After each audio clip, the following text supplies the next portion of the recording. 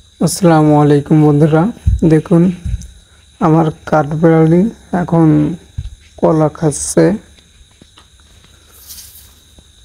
বিকেলে দেখছিলেন ও অসুস্থ হয়ে গেছে, অনেক অসুস্থ ছিল।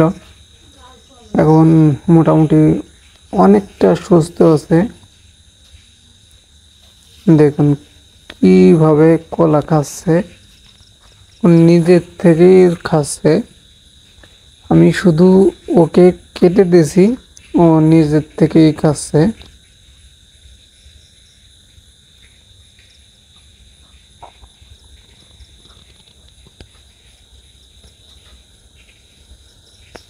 দেখুন ও কিভাবে খাচ্ছে, ওর খাওয়া দেখে তো আমার খেতে মনে চাচ্ছে। কি সুন্দরভাবে কলা খাচ্ছে, অনেক কিউট। ওর দাঁত অনেক ছোট, কিন্তু অনেক ধারালো দাঁত। এই দাঁত দিয়ে কামড় দিলে সুর মতো ডেবে যাবে। সুই আছে না, সুই, ওর মতো ডেবে যাবে।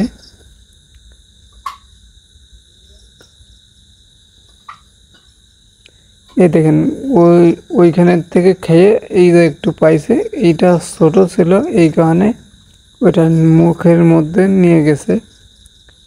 আবার খুঁজতেছে কিন্তু পাচ্ছে না।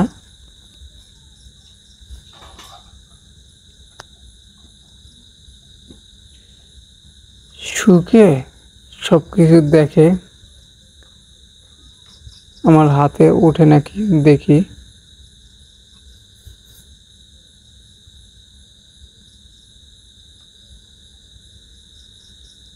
উঠছে কিন্তু ব্লার হয়ে যায় শুধু।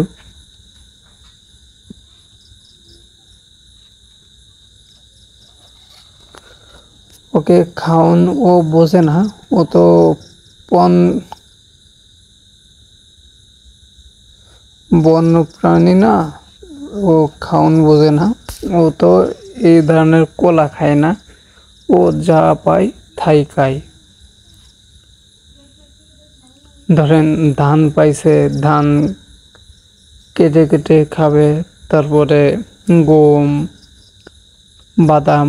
বাদাম তো ও সচরাচর পায় না।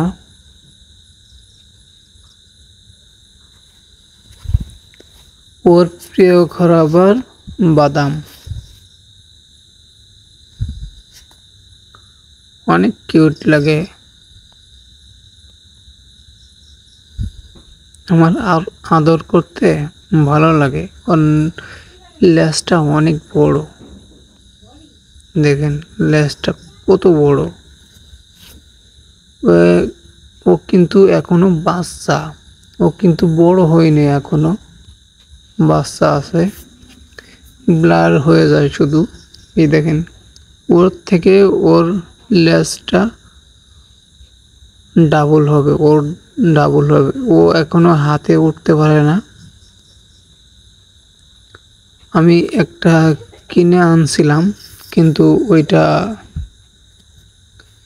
যে রাত্রে কিনে আনছিলাম সেই রাত্রেই মারা গেছে, কারণ ওর লেজটা ইনজুরি ছিল। আমি বুঝতে পারিনি, এই কারণে মারা গেছে। দেখেন এখন খাওন দিছি, দেওয়ার সাথে সাথে ও নিজের থেকেই খাইতাছে। আমারও ধরা লাগতেছে না, ও নিজের থেকেই খাইতাছে। মুখ বাড়াই দিয়ে খাইতাছে। কি সুন্দর করে খাচ্ছে, চেটে খাচ্ছে। ও এখনো বড় হইলে কামড় দিয়ে খাবে। এখন তো ছোট, তো চেটে খাইতে পারে। ও এখনো দুধ দুধের বাচ্চা, দুধের বাচ্চা এখনো। ও তো খাওন বোঝে না, ওর মার বুকের দুধ খায়। এই কারণে এগুলা খেতে পারে না, অত একটা খিদার যন্ত্রণায় খাচ্ছে।